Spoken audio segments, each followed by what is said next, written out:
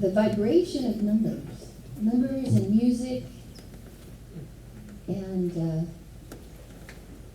anything having to do with sacred geometry, it's all about vibration. And so if you want to know more about that, a week from Friday night, we're going to be playing anymore, even personal, so come and see. But June is the month of 6, and because this is a 6th year, 2013, 2 plus 1 plus 3 is a 6, all month we're in a double 6. And that's a vibration, that's double the vibration, and 6 is home and family and nurturing and harmony and self-respect, because you have to make sure you don't go over the line on the 6-6, especially if you have any 6 vibration in you, in any of your numbers, and like I said, we can play with that another time. And the reason I bring that up is because for me, it's really nice to know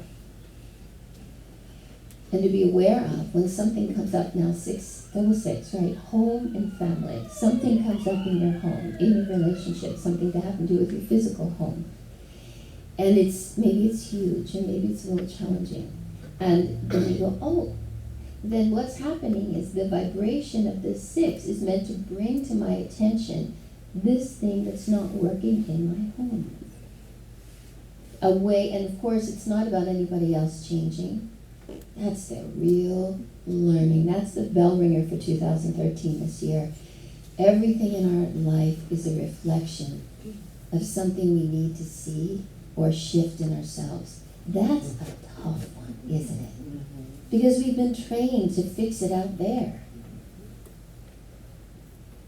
So I just like to play with that with all of you so that you know, and you go, here's where I need to shift. And the goal is enlightenment. Have you really, really thought about that everything in your life and everything that's going on in the world right now, everything is to bring an expansion, an evolution of our souls? You know, I used to like to watch headlines. I used to like to be informed. I don't go anywhere near the headlines now. Because there's nothing that we can do in our heads to make it better. And so if it's a really challenging, heart-wrenching situation or a scary situation, us carrying around in our heart is only going to make it worse. So it's really important in this 6 nurturing energy this month to really look and pay attention to what is the universe trying to tell me. And I told my class, in the 80s, everything was just say no. And I'm saying just say yes. That's our new mantra. Just say yes to what is being asked of you. And many of us have not done a meditation or visualization where we see ourselves enlightened. What does that even mean? What does that mean? All I can say is from my own being with it, because I've been thinking a lot about it. It doesn't happen when we're thinking about the future, creating the future. We know we have to work toward it, right? And every time we dwell on the past, we're out of that potential for enlightenment.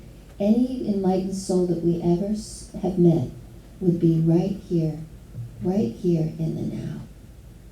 So I want to invite you to play the awareness game with me from here to next Sunday. See how you do. We have to do it. Many of you, know that we've owned a house and we rented it out. Now we moved back in it. And the thing is that the house was kind of a U. It's a 1-story, it's a U. And so we built a big room on the back. It was our original yoga studio. Now it's a circle. And Tom and I are gone from living in 2 rooms. We live in 2 rooms right on the beach, which is nice. Now we've got this circle. And with more rooms than we can need. So we go round and round. Honey, have you seen my sunglasses? I'm going around this way. See, I'm going around, and we could literally follow each other all day if we didn't know where we were. You know? So we're moving in, so we made this pact that we're going to be very conscious of where we put things. A, it's going to save a lot of time. We're not going to get frustrated. And there's something about placing, you know, a habitual thing, doing it consciously. It's tedious for the mind because the mind's like, let's create, let's think, and man, didn't that person make you really ticked off? And let's think about that because that gets the energy going. And boy, we're rewriting what they wrong. That's really funny to think about. You know? So meanwhile, you're there and you're putting your toothbrush back. But what if we place our toothbrush back with consciousness or with love and just say, wow, thank you, beloved, I have a toothbrush. Really, how many millions of people in the world don't have one? A dear friend of ours by the name of Baba Ram was an NBC correspondent. I'm going to bring his book in. He just sent us a couple of his new books. It's about his life. He was a war correspondent, went to refugee camps and all that sort of thing. Just amazing places he covered. And he talks a little bit about what it's like in those refugee camps. You want to be able to say, thank you, beloved. You know, they have nothing. Now, feeling sorry for them is going to drain our energy. But being grateful for what we have is going to create a higher vibration, which will in turn have a ripple effect and help to lift the world. So by us being grateful and in the moment, we literally can change the world. I promise you. But if we don't recognize what we have, we're going to take it for granted. We're going to expect it to be there. If it's not there, we're going to get impatient. And if it's not there, like the people who lost their homes in these tornadoes, then what? We're back to ground zero. Let's do that now anyway. So while we're another thing, and while we're in this 6th month, let's also make a determination not to let anyone else define us. Because that's something that we all have allowed to happen, consciously or unconsciously, from the time we were this age. We're told we're tall, we're short, we're smart. We have great hair, we have awful hair. My sisters had great curly hair, right, and mine was straight. My poor mother. What am I going to do with your hair? You have terrible hair. I grew up thinking I have terrible hair, and someone said to me, "Oh, you have right?" So, and that's the other thing I want to share with you. Do something. So, if you want to define yourself, let's not let anyone else define us, right? See if we can be aware. If we're in the moment, we're conscious. We're aware of when someone else's perception comes up. Supposed to really need you to be, how come you're not? You're weird. A lot of us in this room have heard that. And yet, when something happens and someone's going to transition or they get sick, who do they want by your side, right? All of us weird ones. Because we're right?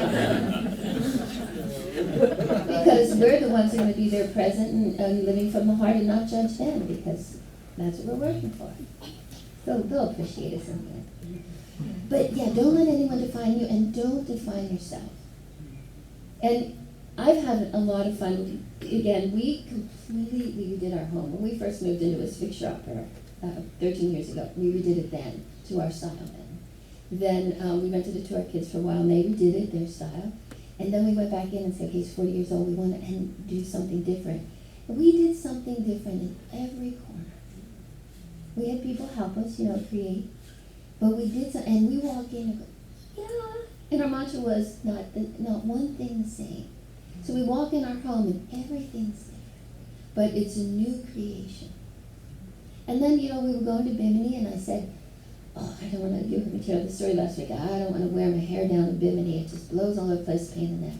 So I went up to Oceanside and had it done. And I thought, I was a little afraid. I remember part of me went, what are people going to think? Especially there's no hiding like this, right? Your forehead is way back here. And it's a completely different look as I usually have it. And I had that little twinge and I can so relate to that. I know.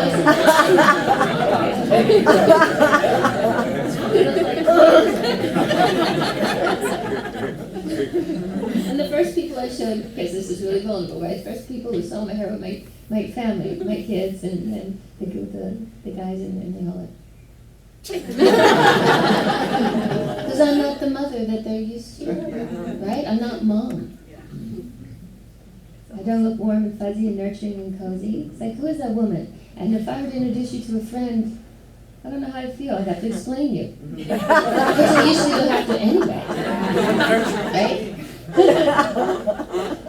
But you know what? Now I've had it for a couple of weeks. It's people who would normally not see you, first I have to realize that now they walk in. Because I'm a little older than people who wear this hair. But what's really cool is that people who normally wouldn't look at me are relating to, would not pay attention, like people of color. You know? And I've had, black men or black women come up and go, nice hair.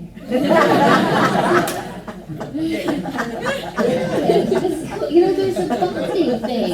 Because now I don't look like a grandmother, a Caucasian grandmother. I kind of look like a Caucasian grandmother with corn.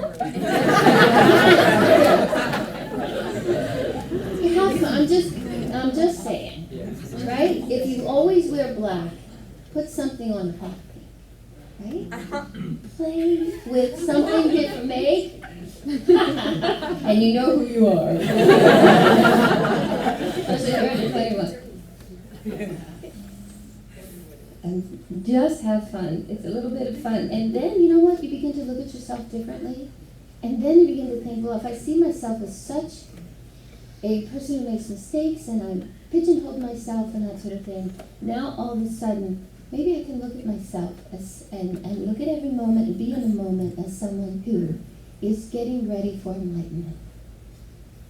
So I want to leave you, I want to look at this.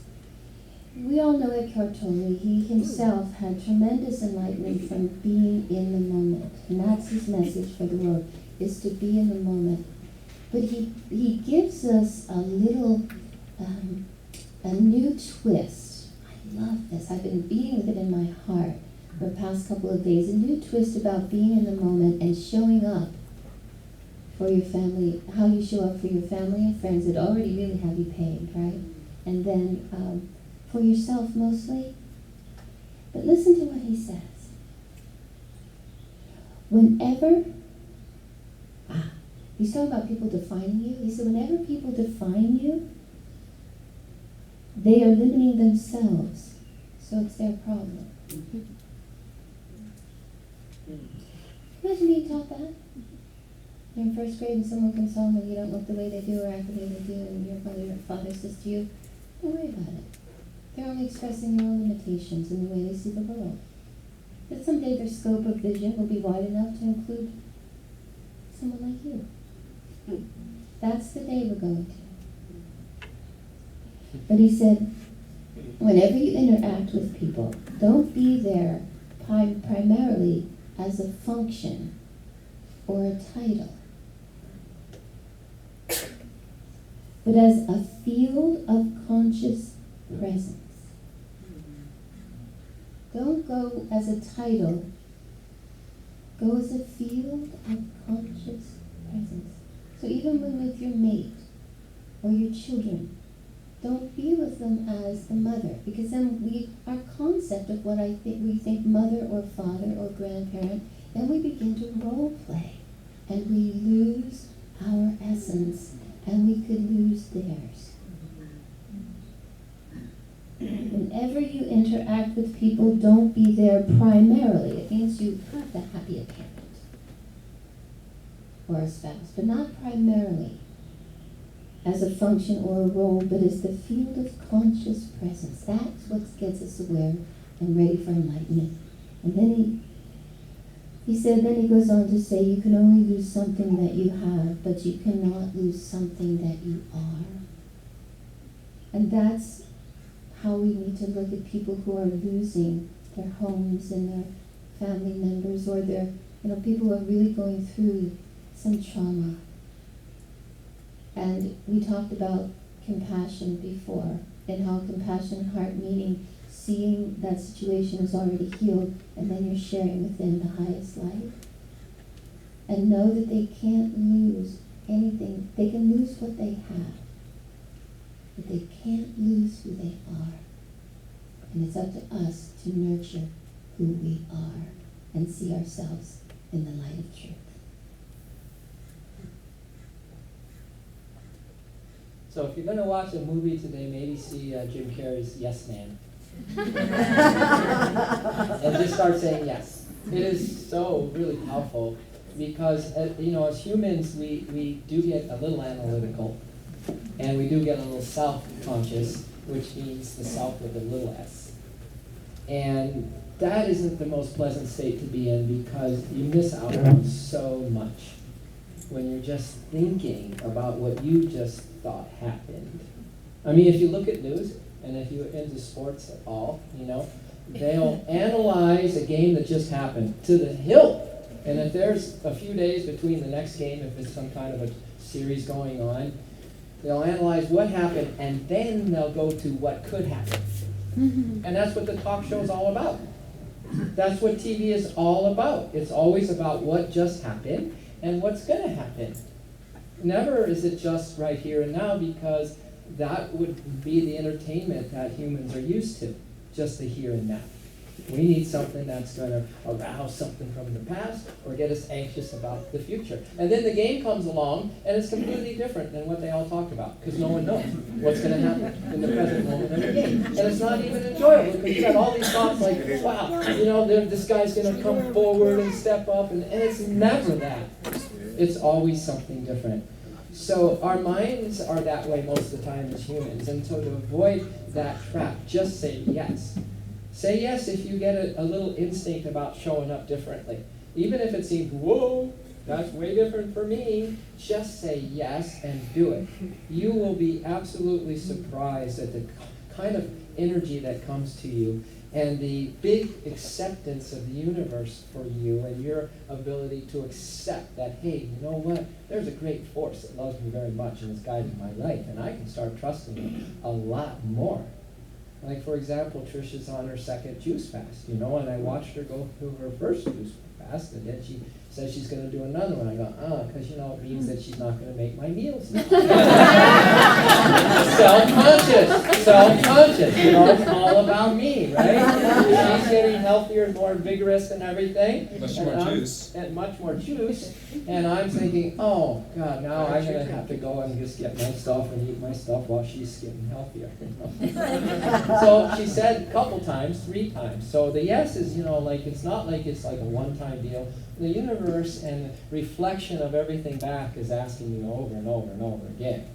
The same thing, basically. Will you say yes to this new possibility in your life? So she asked me a few times, 3 times, 4 times, will you do a juice fast with me?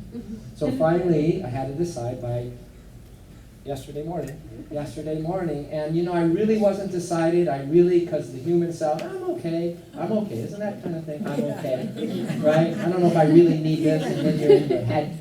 So I just said, yes, just go in there right away and say, yes, I'm doing the juice fast. So as soon as I said that, though, I started to feel better. Like, wow, this is going to be good for me. Hello? Especially say yes to something that's going to be good for you. Why is it so difficult? Well, we don't have to go into that right now. Anyway, we started this morning. I drink this stuff, and immediately, I sat down and meditated. Immediately, I felt better. Immediately, I felt more energy in my body, and I just thought, see, this is the power of yes. But if you put a big S instead of a small s, then you can be self-conscious. Which means, Tricia just mentioned that things are mirroring back to us what we need to learn. Usually it's just this one lesson. We don't need to learn 2 lessons today, just 1. So every different type of situation, from a stranger to your partner, to thoughts and feelings, to a random thing that happens on the road, all of it is conspiring to teach you the lesson that you learned to know today. It reflects back. So you want to know the game changer and the game winner so that you can say, I just won the game of life. What if you recognize everything as spirit? What if this is all spirit? The good guy, the bad guy, my bad feelings, my good day, me, my self-consciousness. Yes, even that is spirit, because I'm not even self-conscious of my ego unless Source was existing me and breathing me. So there's still the fact that I can say, wow, even that is spirit, because I don't exist without spirit consciousness. Spirit is you.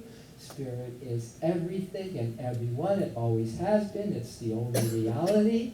This mortal life is like a movie. That's why we all get caught up as drama kings and queens and best actors and best actresses, because nobody could cry like some of you cry when something doesn't go right. It's just like roll film. Like, God, she is so into this part of crying about what just happened. Oh my God, give her the Golden Globe right now. The Academy Award. Nobody could cry better than you, and nobody could get excited about something like you. But this is a big movie, and the light that puts the movies that we used to see on the big screen, it's the light coming from a projector, right? That's the one light. That's the beloved. You and I, if we were to dissolve right now or get beamed up, beam me up, Scotty, right? And we just turn into our essence of light, you would realize that you come from a great light of joy, of bliss consciousness. You live, you exist, your body is coagulated only because of the 3D realm that you're in, and only because you are choosing to believe that you're just a limited body. And everyone else is a limited body, and you're a limited mind, and they're a limited mind, and no two limited minds get along very well. They don't. And that's why you never have said to anyone, or probably no one has ever said to you, oh, darling, you are such a sweet head. I love your head. I love the way that you kind of analyze this over and over again. I love the way that you keep telling me I need to change something about my life. You are the sweetest head I ever. No. We got to take another look at this thing. That underneath us is light, and you and everything. So, if you want a reflection, why don't we see the beloved in each other and everyone? It's just a game. It's the same kind of game as like show up and be in your heart and not in your head. Show up consciously. So, dolphins, because we came back last week all dolphinized, from our dolphin experience, they are conscious breathers. They are aware of every single breath that they breathe because it keeps them totally present. And if you want to do some science on them and analyze a dolphin and you anesthetize them or you drug them in any way, they die because they can't be aware of this breath when they get fiddled with. And you and me are dead spiritually unless we are self, big S, conscious. Unless each breath comes in and is a daily reminder to you that, oh my God, I held my grandson yesterday. He's only a week old in the body. And he was what do they call it? Preterm. Preterm. So he's still could be 2 more weeks or so in his mom's belly, but he's out. And I got to hold him yesterday.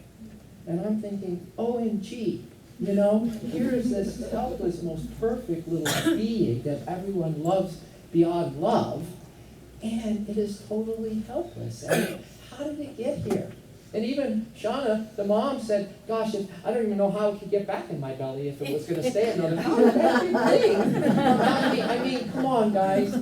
There is a force way beyond you and me that we have to start trusting life again and trusting this force that got you into the womb, that exists you as a perfect reflection of spirit, that is there coddling you through your human parents and the divine ones, every single moment of your earth lives, and every little moment in between lives, and wherever you go or are, you are still spirit. Now that is called being totally self-conscious. Every breath, you can remind yourself of these truths, if you choose. And that's why dolphins are conscious breathers to teach you and me that we need to go back to the very basics of our existence and let the breath remind you, oh my God, spirit in. It's like the Karate Kid. Wax up, wax off. Breath in, breath out. Remember that movie when his teacher, he wanted to learn all about the moves and this and that? And the guy said, go wax and the car. Wax on, wax off for days.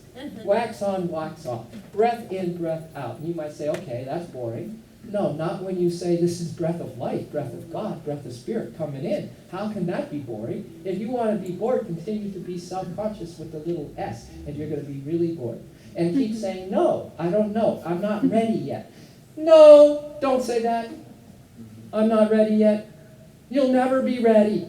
You will never, ever, in human consciousness, to be ready for a shift. If you keep saying no, say yes, and the shift happens because it ain't you that's going to do it. If you want to be totally miserable in life, keep thinking about yourself. Keep thinking that you are doing something. Keep thinking that you're going to solve something. Keep thinking that I just screwed up or she's wrong. Keep thinking that way, and I guarantee you, you're going to be miserable in life. Whereas you say, spirit in, soul out, spirit and soul are one. Bingo. That's the only reason I'm in a human body, is to reunite my soul with the infinite spirit and be one in that infinite bliss oneness. That's it. Breath in, breath out. Spirit in, soul spirit. Spirit in, so however you're going to do it, but we're talking about each breath being a total new game changer for us. And here's another thing that will help you and me.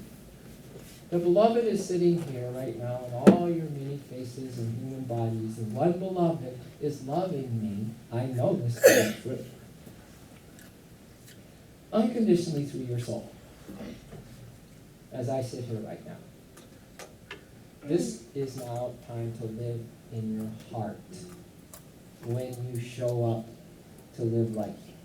When you show up, as Trish says, show up something different to your family, rather than in the head as the role that you think you're playing and you think that they are, and already you got them paid, right? And they got you paid. That's going to make you miserable too. But show up as a divine heart that is allowing your soul to love them beyond conditions, as they really, really are, as a divine being, as the beloved that you're looking for. The one beloved is in the many hearts, and now if you love the many, each other, fully from your soul, heart to heart, though. We have to see each other heart to heart and allow the soul to love each other and forget personality, forget form, forget whatever else the mind is trying to say about a relationship or a group relationship.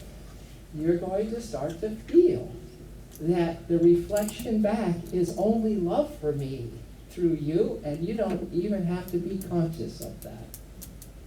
I am conscious that your soul is loving me right now, and my mind doesn't know the difference if that's my thought or if it's true or not. It's registering with it, and so is my reality right now. So imagine showing up, and all you have to do, along with your conscious breathing and remembering who you are and its spirit through you, and you don't have to worry about this thing called life at all. Don't even try to figure it out, kids. Don't you see that now? Don't you really see how beautiful it is when you show up and you're trusting and you do something and go, wow, that certainly wasn't me. Well, that's the way it is. This certainly isn't me. And I have the most fun with that. I thank God it isn't me. Thank God, I'm so worried, Lord, how am I going to do this? If I'm even in the ballpark of wanting to try to do this next opportunity to grow myself spiritually, don't go there. Just say yes, and you show up in spirit. Give you all the ways and means to do it, and you kind of go, wow. See, there's two things to express in life. Wow, I can't believe how God is assisting me, because I'm not expecting anything to happen. This is all bonus time now. And two is the thank you, beloved. Because I'm that little 1 week old, right, that's in a human body, and everything that I do, I can't do. So if I do it, it's like, oh, wow, thank you, beloved.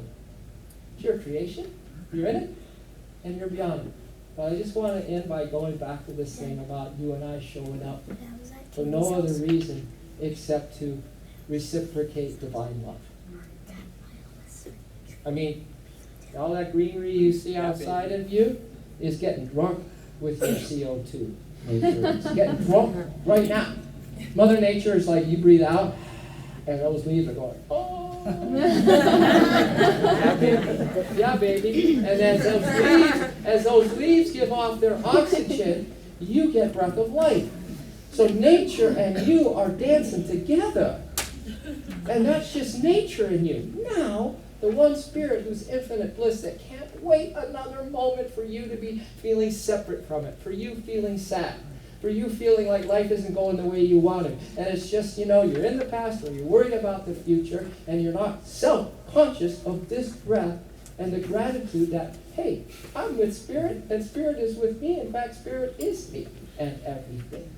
That you can actually discover Source by learning to be in the present moment with every heart that is in your life, for starters. Every heart. If you just show up and let Source love that soul as you exhale your breath, and then as you inhale, you're receiving their soul's love. As they're talking and you're talking, as the kids are running around, and all the drama could pull you out. Now, be a dolphin. Be a human dolphin, and just be aware of love in and love out. Here.